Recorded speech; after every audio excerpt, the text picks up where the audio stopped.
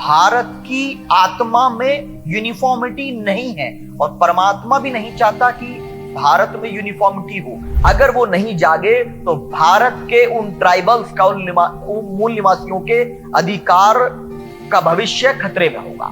कि भारत का मुसलमान बीजेपी की इस विचारधारा के खिलाफ, जो सामाजिक संपदा के लिए खतरा है, उसके खिलाफ खड़ा था और आज भी इतनी मजबूती से खड़ा है। इनके जाल में फंसने वाला मुसलमान नहीं।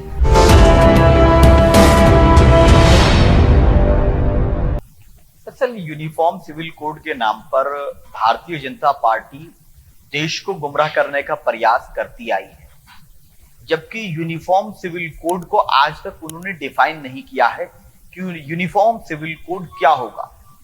और हमारा मानना यह है कि uniformity is not identity of India. Bharat की आत्मा में यूनिफॉर्मिटी नहीं है और परमात्मा भी नहीं चाहता कि भारत में यूनिफॉर्मिटी हो। इसीलिए कई जगह पर पहाड़ी क्षेत्र है, रेगिस्तान है, बर्फीले इलाके हैं, मैदानी इलाके हैं। मौसम में देखिए, बारिश का मौसम है, गर्मी है और सर्दी है, तमाम तरह के मौसम भी है। भाषा यूनिफॉर्म नहीं है, कल्चर यूनिफॉर्म नहीं है, रिचुअल यूनिफॉर्म नहीं है, धर्म यूनिफॉर्म नहीं है। लेकिन ये कौन सी यूनिफॉर्मिटी लाना चाहते हैं? और जिस यूनिफॉर्म सिविल कोड की बात की जाए, क्रिमिनल में सीआरपीसी हमारे यहां यूनिफॉर्म है, जो होना चाहिए कि अगर कोई अपराध करता है तो उसको यूनिफॉर्मिटी के साथ सजा दी जाए। उसमें हमारे यहां ऑलरेडी यूनिफॉर्मिटी है। अब कौन सी यूनिफॉर्मिटी लाना चाहते हैं?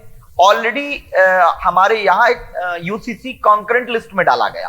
कॉन्करेंट लिस्ट मींस कि हर स्टेट अपने हिसाब से बनाना चाहता है। फॉर एग्जाम्पल, अगर सभी स्टेट ने अपनी बुनियाद पर, अपनी रिचुअल्स की बुनियाद पर, अपने कल्चर की बुनियाद पर यूसीसी बना लिया, तो क्या इंडिया के यूसीसी या यूनिफॉर्मिटी बन पाएगा? नहीं बन पाएगा। 28 तरह का बन जाएगा। और अगर इंडिया एक नेशन वाइड बनाता है तो उसमें अगर स्टेट डिसएग्री करेंगे, क्या होगा? तो ये बातें वो हैं जो सीधा सीधा अटैक करती हैं जो यहां के मूल निवासी हैं।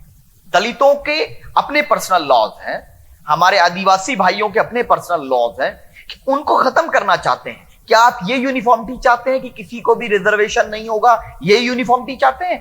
अगर आप ऐसी यूनिफॉर्मिटी चाहते हैं कि दलित हमारे भाई संघ के संचालक भी बनेंगे, ऐसी डिक्लेरेशन करेंगे, यूनिफॉर्मिटी तो बताइए कब करने जा रहे हैं?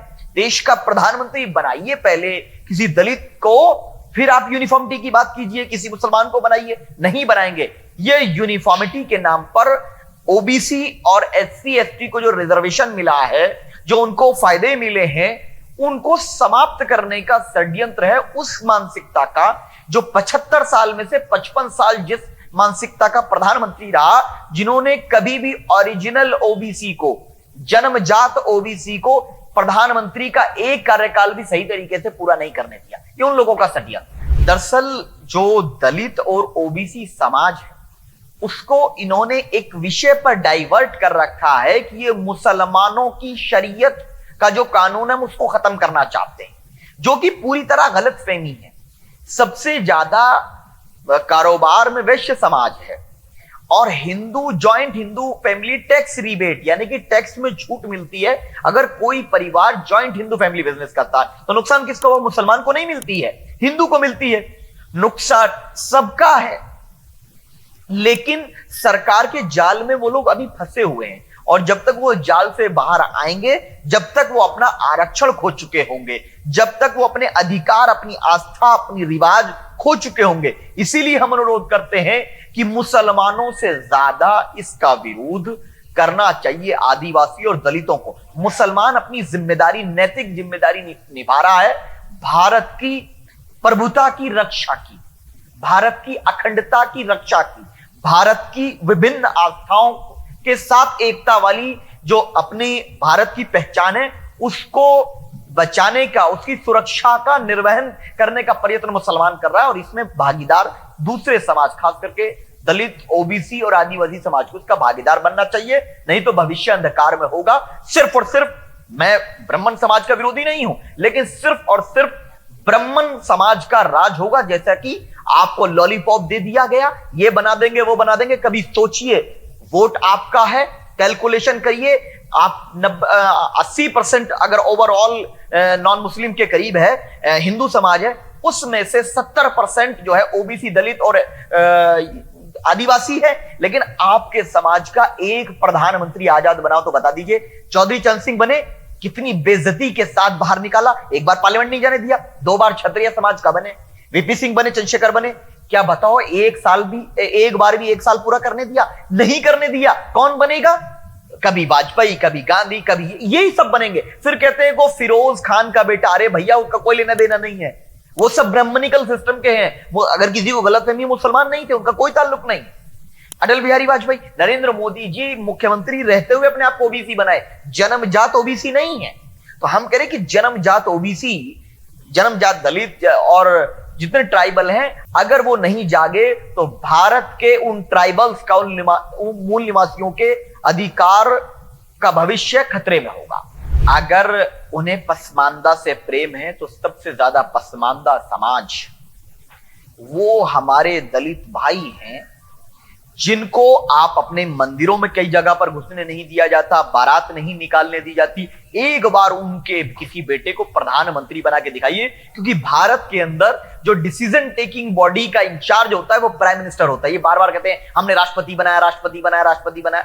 नहीं, भारत का जो ढांचा है, उस ढांचे के तहत भारत में डिसीजन टेकिंग बॉडी का जो सुपीरियर होता है, सुप्रीम होता है, वो देश का प्रधानमंत्री होता है। एक बार बना करके दिखाइए, फिर बात कीजिए। और रही बात ये कि मुझे इस बात को कहने में खुशी है कि बीजेपी ने कई तरह के जाल फेंके।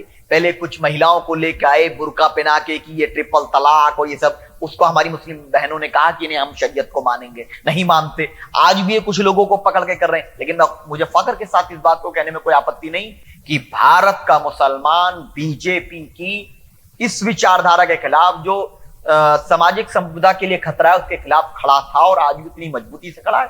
इनके जाल में फंसने वाला मुसलमान नहीं। पसमानदा कोई एक समाज नहीं है, कोई एक सोसाइटी, इंडिविजुअल नहीं है। पसमानदा तो क्षत्रिय भी है, जो इस देश पे शासन किया करता था, जो युद्ध करता था। आज वो भारत का प्रधानमंत्री बनने का ख्वाब भी नहीं देख सक रहा। आज राजनाथ जी के साथ क्या अपमान कर, मैं तो बीजेपी की बात कर लेते हैं, राजनाथ जी के साथ क्या हो रहा है? नहीं बना सकते प्रधानमंत्री। अब मोदी जी का टेन्योर खत्म हो जाएगा, उनके अकॉर्डिंग एक सीमा है कि उस सीमा के बाद बीजेपी में प्रधानमंत्री की पद यानी कि कोई भी जिम्मेदारी, कॉन्स्टिट्यूशनल पोस्ट नहीं दी जाएगी। तो क्या नरेंद्र मोदी जी के बाद यह घोषणा की जाएगी कि एक क्षत्रिय समाज का बेटा राजनाथ सिंह प्रधानमंत्री के उम्मीदवार होंगे? नहीं कर सकते, मैं चुनौती के साथ कह रहा हूं। और छोड़िए, योगी आदित्यनाथ को भी नहीं कर सकते, वो भी क्षत्रिय है। बात अलग है कि हमारे उनसे वैचारिक मतभेद है और हम उनकी हर गलत नीतियों का विरोध करते हैं। लेकिन क्षत्रिय के मामले में अगर देखा जाए, उनको भी समय समय पर बदनाम भी किया गया, उनका दुष्प्रचार भी ये लोग करते हैं और उनको रोकने का भी प्रयास। अब तक 2002 के बाद से गुजरात मॉडल 12 के बाद तो लग रहा था कि नोएडा के सूरमा गुजरात मॉडल दिन में 4 बार बोलते तो रात को सपने में 10 बार बोलते थे। आज वो सूरमा सवाल कर रहे हैं पब्लिक क्यों गई। अब सवाल तो ये पैदा होता है कि जो कल तक डीएनए करके कहते थे कि ये वहां की सरकार की नाकामी है और प्रधानमंत्री एक्ट ऑफ फ्रॉड कहते थे, तो पहली बात तो यह है कि ये संवेदना का समय है, उन परिवारों के साथ खड़े होने का समय। हम उन परिवारों के साथ खड़े हैं और इन नोएडा के सुरमाओं की तरह जनता की गलती नहीं बताते, बल्कि सुप्रीम कोर्ट की निगरानी में निष्पक्ष जांच की मांग करते हैं। और हमें विश्वास है, ऐसा हमारा मानना है कि इसमें पूरी बीजेपी के लोग इन्वॉल्व हैं, बड़े लोग इन्वॉल्व हैं। और इसका सवाल उन नोएडा के सुरमाओं को नरेंद्र मोदी जी से पूछना चाहिए कि क्या आपकी सरकार, आप ही के मुख्यमंत्री वहां पर हैं? ऐसा कैसे हो गया? घड़ी बनाने वाले पुल बनाने लगे। ये मोदी जी, क्या यही न्यू इंडिया है? किस बुनियाद पर टेंडर दिया गया? बिना जांच के आप उसको खोल दे रहे हैं, कौन जिम्मेदार होगा? लोगों की जान को जोखिम में डाला गया है। और अब प्रधानमंत्री जी जब पहुंचे, पता चला कि अस्पताल का रेनोवेशन हो रहा है, नई नई बेडशीट लग रही है, पीछे डोरेमोन और मिक्की माउस की पिक्चर लग रही है। तो अस्पताल में डोरेमोन मिक्की माउस की पिक्चर की जरूरत नहीं है प्रधानमंत्री। सेम बेड पे शिफ्टिंग हो रही है, पट्टी घट से बढ़ जा रही है। ये सब क्या हो रहा है? कि आप घोषणा करेंगे कि मैं देश का प्रधानमंत्री घोषणा करता हूं कि जितने परिवार के लाल गए हैं हम उनको वापस तो नहीं ला सकते, लेकिन सबको 50 लाख रुपया, सरकारी नौकरी और अपने मुख्यमंत्री को बर्खास्त करता हूं।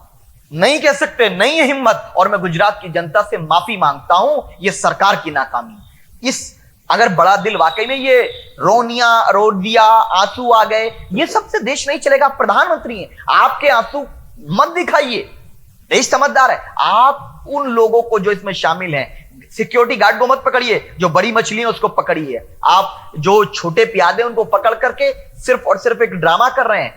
जो असली आरोपी हैं, उनके कातिल जो हैं, हमारे 150 से ज्यादा भारतीयों के जो कातिल दरिंदे हैं, उनको सजा होना इंपॉर्टेंट है।